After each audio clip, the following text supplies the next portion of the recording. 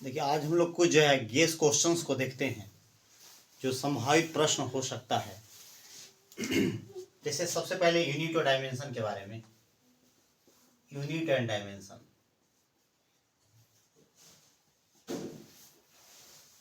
Generally जो है आपको टॉर्क, फोर्स, ये सब पूछा जाता है, तो चाहे कोई भी फोर्स हो इसका डायमेंशन आप याद रखिएगा, mL/t-2। टॉर्क का हुआ, वर्क डन का हुआ, ये हो जाएगा mls वर्क डन, या कोई भी एनर्जी का हो mL²t-2 याद रखना है आपको। देखिए वेव नंबर का आता है k=2π/λ, तो ये होगा आपका यूनिट मीटर-1 मीटर इनवर्स, या एल इनवर्स इसका यूनिट डायमेंशन हो गया। इसको कहते हैं वेव नंबर। एंगुलर मोमेंटम का आता है, देखिए एंगुलर मोमेंटम या प्लैंक्स कांस्टेंट का, ये बड़ा इंपॉर्टेंट है, ये दोनों का बराबर होता है। तो अगर आपको इसका याद है, अगर मान वगैरह उससे और यूनिट तो आपका आ जाएगा। H बराबर होता है 6.6 × 10⁻34 और जूल सेकेंड होता है। देखिए इसी से आप डायमेंशन लिख लीजिएगा, कितना हो जाता है। देखिए एनर्जी का यहाँ लिखा हुआ है जूल, mL²t-2, और ये आपका सेकेंड है तो t हो जाएगा, mL²t-1 हो जाएगा। तो देखिए यूनिट में इस तरह का संभावित प्रश्न हो सकता है।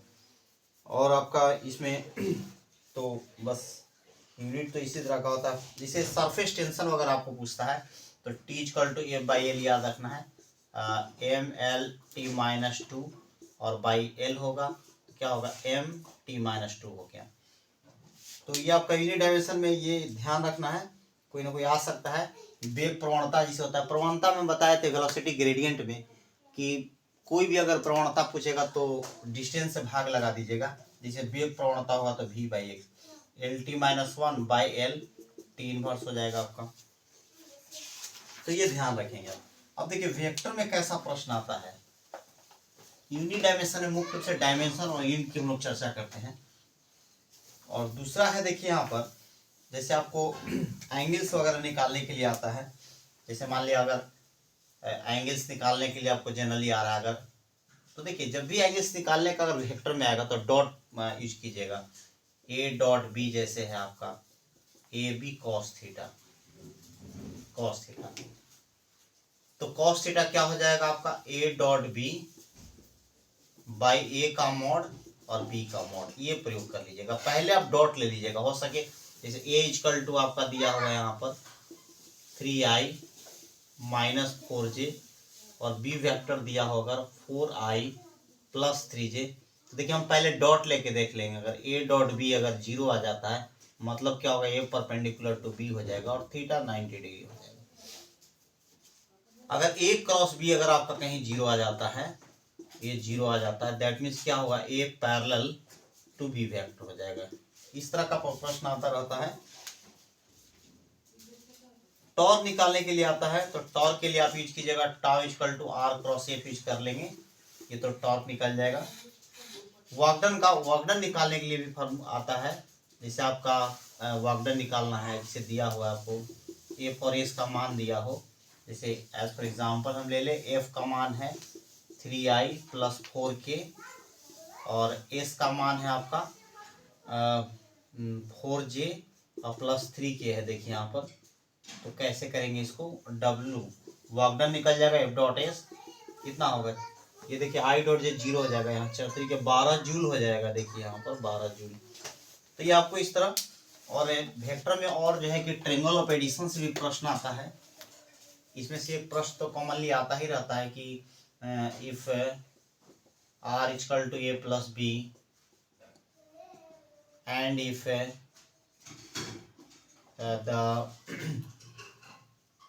if R का मॉड, A का मॉड, B का mod, then find angle between A and B। देखिए इसमें से एक प्रश्न रहता है, अगर कभी टच करे तो देखिए तीनों बराबर हो तो 360/3 120 डिग्री कर दीजिएगा, एक प्रश्न हो गया। दूसरा इसमें देता है प्रश्न R का मॉड ए का मॉड प्लस बी का मॉड। देखिए जब भी अगर सम रहे तो एंगल कितना होगा, 0 डिग्री। तीसरा इसमें प्रश्न कैसा आ सकता है, R square A square plus B square आ सकता है, कितना होगा ये 90 डिग्री। देखिए पाइथागोरस वाला याद कर लीजिएगा यहाँ पर 90 डिग्री। तो इसमें से तीनों में से एक आध प्रश्न रहता है। अगर मॉड ए प्लस बी अगर दे दे और मॉड ए माइनस बी, तो इसके लिए आप याद रखिएगा, इसको कीजिएगा तो थीटा 90 डिग्री होता है। तो इन प्रश्नों को इसमें ध्यान रखना है। फिर अगर आपको जब भी ऐसा क्वेश्चन दे दे ए बराबर बी, ए बराबर एफ, बी बराबर एफ और आर बराबर एफ, तो अब देखिए तीनों बराबर हो गया, थीटा 120 डिग्री याद रखिएगा। ये भी प्रश्न आता रहता है। तो हम लोग मोशन में चलते हैं। मोशन में देखिए मोशन में कैसा प्रश्न आता है, तो ज्यादा थ्योरेटिकल ही प्रश्न आता रहता है इसमें।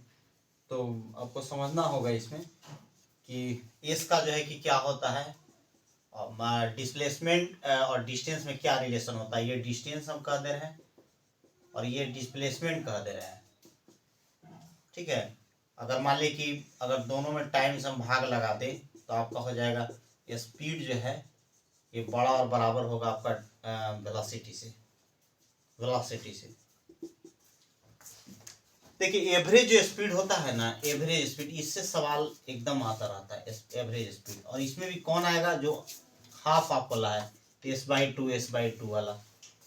तो यहाँ पर ध्यान देंगे, यहाँ पर v1 है, v2 है, तो ये आपको आता रहता है 2v1 v2 by v1 plus v2। इससे बहुत ज़्यादा प्रश्न आता है। देखिए अगर डिस्टेंस आधा हो तो ये लगाइएगा आप, डिस्टेंस अगर हाफ हो, लेकिन अगर टाइम हाफ हो तो ध्यान देना है, ये v1 है, ये v2 है, t/2 है। तो इसका बहुत आसान है, अगर टाइम हाफ हो तो ये v एवरेज कितना हो जाएगा, v1 प्लस v2/2। ये कब लगाएंगे, जब टाइम आधा हो, क्या हो, टाइम हाफ हो। बड़ा आराम से आप बना सकते हैं इसको। तो इसमें से प्रश्न आता रहता है। एक चीज और है, जब थोड़ा सा थ्योरेटिकल हम लोग देख लें। अगर मान लिए कि कोई डिक्रीजिंग वेलोसिटी से चल रहा है, जैसे मान लिया जाए यहाँ पर कि डिक्रीजिंग वेलोसिटी है, 10 मीटर पर सेकेंड है और ये आपका 5 मीटर पर सेकेंड हो गया। तो ध्यान देना है यहाँ पर। देखिए यहाँ पर इधर जाएगा वेलोसिटी बढ़ रहा है तो एक्सीलरेशन का डायरेक्शन होगा, इधर वेलोसिटी घट रहा है तो इधर -a का डायरेक्शन होगा। जो डायरेक्शन ऑफ मोशन ये था आपका, तो एक्सीलरेशन का डायरेक्शन ऑफ मोशन के अपोजिट हो गया, और जो डिस्लेशन हो गया वो डायरेक्शन ऑफ मोशन के लॉन्ग हो गया यहाँ पर। तो आप उल्टा करके देखिए, 5 से 10 हो गया, एक्सेलरेटेड है, ये ए का डायरेक्शन हो गया, और जब घट रहा है तो निगेटिव हो जाएगा। ये भी प्रश्न आता है इस तरह का, है ना। और फिर भी एक और है, अगर त्वरण अगर 0 है तो 2 केसेस हो सकता है, v कांस्टेंट भी हो सकता है और v 0 भी हो सकता है, दोनों बात हो सकता है। अगर कोई किसी का त्वरण 0 है, दैट मीन्स क्या हुआ, v कांस्टेंट भी हो सकता है, एक समान भी हो सकता है, और जो है कि v जो है 0 भी हो सकता है।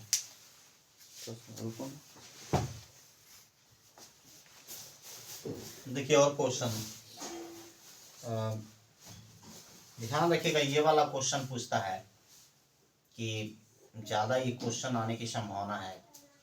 देखिए ड्रॉप करेंगे या इसको प्रोजेक्ट करेंगे।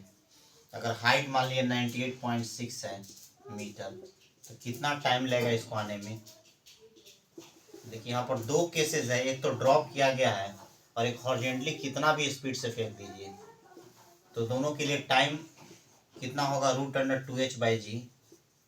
तो ये होगा 2 और 19.6 इंटू 9/9.8, 2 हो गया इधर, तो 2 बाहर निकल जाएगा, 2 सेकेंड। इसको याद रखिएगा, ये भी प्रश्न आता है ना।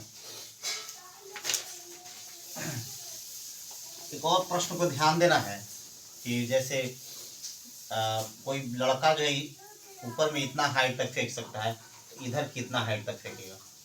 तो h बराबर आप जानते हैं u²/2g होता है, और r मैक्सिमम कितना होता है, ये h मैक्सिमम हो गया, u²/g होता है। तो आप याद रखिएगा h मैक्सिमम r मैक्सिमम/2 होता है।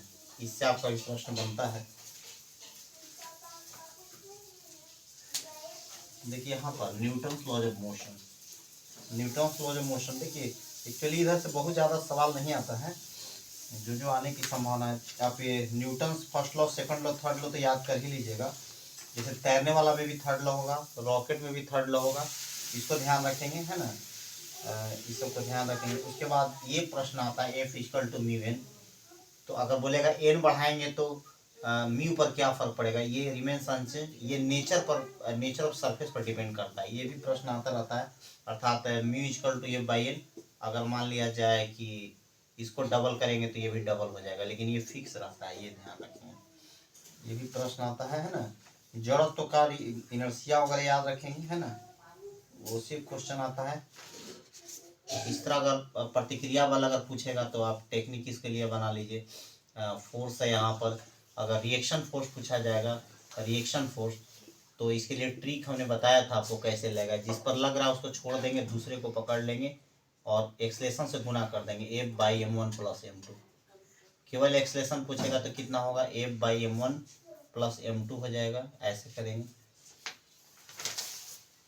लिफ्ट वाला जो है उसको ध्यान रखेंगे कि जब ऊपर जाएगा तो क्या होगा। लिफ्ट में 4 case, 1 case, 2 case, 3 case, 4 case. तो देखिए लिफ्ट अगर ऊपर जा रहा है, ऊपर जा रहा है तो ये बढ़ जाएगा apparent weight M G plus A हो जाएगा। अगर नीचे आ रहा है तो एपरेंट वेट क्या हो जाएगा, घट जाएगा। अगर वी को ऊपर या नीचे, वी कांस्टेंट है तो डब्ल्यू डैश बराबर डब्ल्यू होगा। अगर वायर टूट जाएगा, ये ब्रोकन का केस है, टूट जाएगा तो डब्ल्यू डैश क्या हो जाएगा, जीरो हो जाएगा, अर्थात तो जीरो फील करेगा। ये सबको ध्यान रखेंगे थोड़ा, इस सबसे प्रश्न आता रहता है इस तरह। अब है आपका सर्कुलर मोशन से, देखते हैं हम लोग कैसा प्रश्न आता है। तो सर्कुलर मोशन में ध्यान रखना है, जैसे कि ए बराबर एम ए वाला हम लोग पहले किए। अगर ए कांस्टेंट एक्सलेशन है तो कांस्टेंट फोर्स लग रहा होगा, ये ध्यान देना है। और यहाँ पर इसको भी ध्यान देना है। लेकिन अब यहाँ एक बात और समझना है, सर्कुलर मोशन में थोड़ा फोर्स की अगर चर्चा करेंगे हम, तो देखिए यहाँ पर वर्कडन वगैरह भी पूछता है। तो वी का डायरेक्शन ऐसे है और एफ का देखिए 90 डिग्री होता है। वर्कडन भी जीरो होता है यूनिफॉर्म सर्कुलर मोशन में, इसको याद रखेंगे। ठीक है, ये ध्यान रखेंगे आप। और इस तरह का टाइप है उसको देखें हम लोग। टेकोमीटर क्या करता है, घूर्णन की चाल को मापता है। अगर मान लीजिए कि यहाँ से यहाँ तक जा रहा है तो ये पूछता है क्वेश्चन, तो ऊर्जा में अंतर क्या होगा, तो आप यहाँ पर याद रखिएगा √5 GR, ऊपर में √GR, और ये होता है हॉरिजॉन्टल केस में √3 GR, और ये हो गया आपका √3 GR। यहाँ से आप एनर्जी में कितना अंतर होगा, तो यहाँ पर चेंज इन काइनेटिक एनर्जी याद रखिएगा 2mgr होता है, या mgh, तो ये h बराबर 2r हो गया, या तो हाफ mv² घटा लीजिएगा तब भी आ जाएगा, तो mgh में 2r हो जाएगा यहाँ पर। इसको आप याद रखना होगा आपको। अब देखिए यहाँ पर एक सवाल हम देते हैं आपको, जैसे क्वेश्चन को हम कर ले इस पर तो ज़्यादा क्लियर हो जाएगा। जैसे 47 क्वेश्चन है इसी में कि अगर मान ले कि कोई 10 रिवोल्यूशन कर रहा है 31.4 सेकेंड के लिए, इस तरह, तो इस तरह कैसे इसको करेंगे, फ्रीक्वेंसी वगैरह कैसे निकालेंगे। 1200 पर मिनट रहता है, इसको कैसे निकालेंगे। तो इसको एन को हम लोग क्या करेंगे, 31.4, और ये नीचे आ जाएगा